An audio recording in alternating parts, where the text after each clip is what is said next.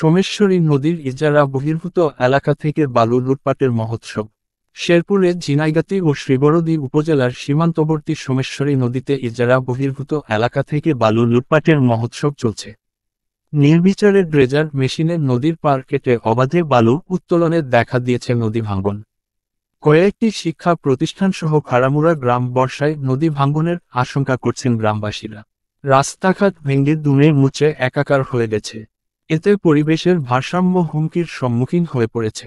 উপজেলা ভূমি অফিস সূত্রে জানা গেছে, চলতি বছর সোমেশ্বরী নদীর ঝিনাইগাতি উপজেলার তাওয়াকোচা মৌজায় ২৭ একর এলাকা থেকে বালু উত্তোলনের জন্য ইজারা দেয়া হয়।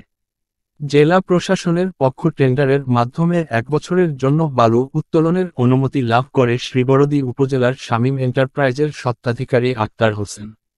তবে শামীম আল আমিনসহ আরও কয়েকজন শেয়ারদার বালু উত্তোলন ও দেখভালের দায়িত্বে রয়েছেন। জানা গেছে, আল আমিনের বাড়ি শ্রীবরদীতে। তিনি পুলিশ হেডকোয়ার্টারে চাকরি করেন। আওয়ামী লীগ সরকারের সময়ে তার পিতা সুলতান আলমের নামে বালু মহাল ইজারা নিয়ে তিনি চাকরির পাশাপাশি বালুর ব্যবসা চালিয়ে আসছেন। পুলিশ হেডকোয়ার্টারে চাকরির সুবাদে তিনি বালু উত্তোলনের নীতিমালা উপেক্ষা করে অবাধে বালু লুটপাট চালিয়ে এসেছেন বলে অভিযোগ রয়েছে।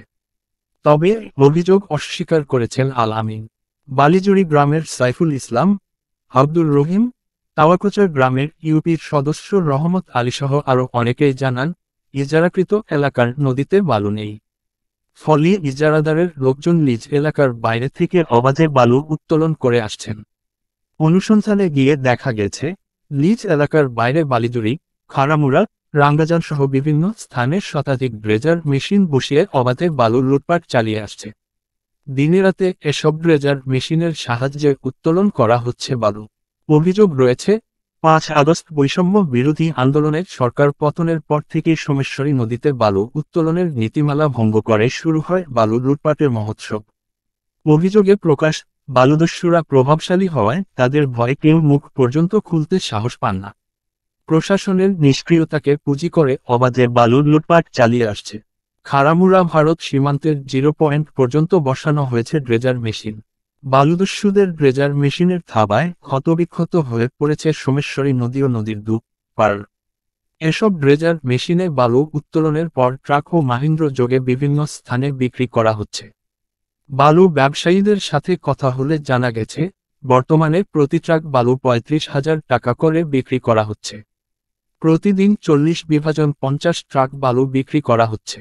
বালু উত্তোলন নিয়ন্ত্রণকারীরা প্রতি ট্রাক বালু থেকে ৮,০০০ টাকা করে রাজস্ব আদায় করে আসছেন।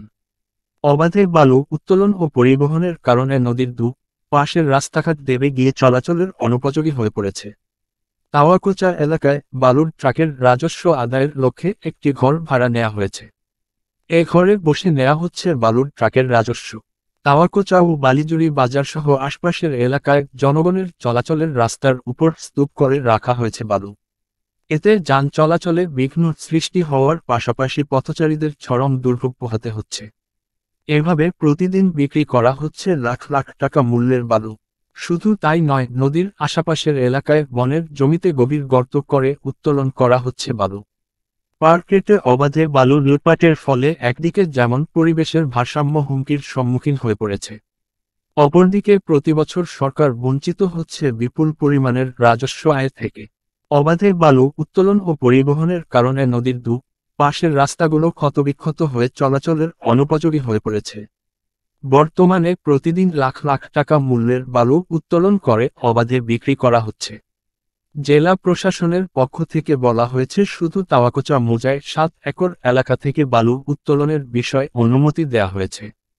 কিন্তু বালু উত্তোলনের সাথে জড়িত ইজারাদার শামীম আহমেদের সাথে কথা হলে তিনি দাবি করছেন খাড়ামুড়া, রাঙ্গাজান ও বালিজুড়ি মৌজা থেকে বালু উত্তোলনের অনুমতি দেয়া হয়েছে।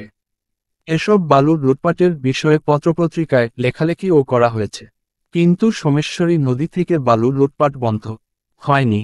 অবস্থা দেখে মনে হয়, এসব দেখার যেন কেউ নেই। শেরপুরে অতিরিক্ত জেলা প্রশাসক রাজস্ব মনিরুল হাসান বলেন, অবৈধভাবে বালু উত্তোলনকারীদের বিরুদ্ধে ব্যবস্থা নেওয়ার জন্য উপজেলা প্রশাসনকে বলা আছে। তারা ব্যবস্থা গ্রহণ করবেন। এ বিষয়ে ঝিনাইগাতি ও শ্রীবরদী উপজেলা প্রশাসনের কর্তা ব্যক্তিদের সাথে কথা হলেও এ বিষয়ে কোন প্রকার ব্যবস্থা গ্রহণ করা হয়নি। শ্রীবরদী উপজেলা নির্বাহীর কর্মকর্তা শেখ জাবের আহমেদ বলেন, লিজ এলাকার বাইরে থেকে বালু লুটপাটের বিষয়টি তাদের জানা আছে। এর বিষয়ে ব্যবস্থা নেওয়া হবে বলে জানান তিনি। ঝিনাইগাতী উপজেলা নির্বাহীর কর্মকর্তা আশরাফুল আলম রাসেলও একই কথা বলেছেন। আনিস আহমেদ।